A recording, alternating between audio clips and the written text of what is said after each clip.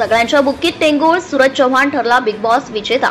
Big Boss Marathi season 5च्या winner ट्रॉफीवर सूरजने आपले नाव कोरले आहे। पहिल्या आठवड्यापासूनच घरातील त्याचं वागणं बोलणं या सगळ्यांचंच घरातील आणि घराबाहेरही चर्चा होत होती। अगदी शांतपणे सूरज त्याचा खेळ साऱ्यांच्याच पसंतीस पडला। त्यामुळे बिग बॉस मराठीच्या 5व्या सीझनच्या ट्रॉफीवर सूरजने नाव कोरलं आहे। सूरज चव्हाण विजेता होणार याची चर्चा सोशल मीडियावर होती। त्याचप्रमाणे घरातल्या इतर स्पर्धकांना त्याने ज्या प्रकारे टास्कमध्ये टक्कर दिली याचंही अनेकदा कौतुक झालंय।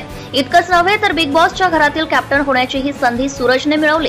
त्यामुळे इतर स्पर्धकांपेक्षाही तो वरचढ ठरलाय। निक्की तांबोळी, अभिजित सावंत, धनंजय पोवार, अंकिता वालावकर, जान्हवी किल्लेकर आणि सूरज चव्हाण हे बिग बॉस मराठीचे फायनलिस्ट होते।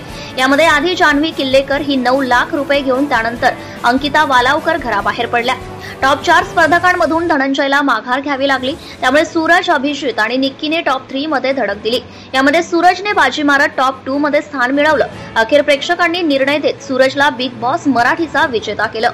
मूळचा बारामतीचा असलेला सूरज हा टिकटॉकमुळे प्रेक्षकांच्या पसंतीस उतरला। परंतु असं असलं तरीही सूरजचं वैयक्तिक आयुष्य हे फार खडतर गेलंय। सूरज लहान असतानाच त्याच्या आईवडिलांनी जगाचा निरोप घेतला। घराची परिस्थिती बेताची असल्यामुळे त्याला केवळ 8वी पर्यंत शिक्षण घेता आलं। सूरजला 5 बहिणी असून त्याच्या मोठ्या बहिणीने सूरजचा सांभाळ केला।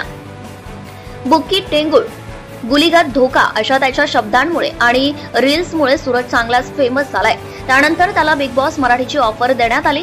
सुरुवातीला सूरज बिग बॉसच्या घरात यायला तयार नव्हता असं अनेकदा बिग बॉसच्या टीमकडून सांगण्यात आलं आहे।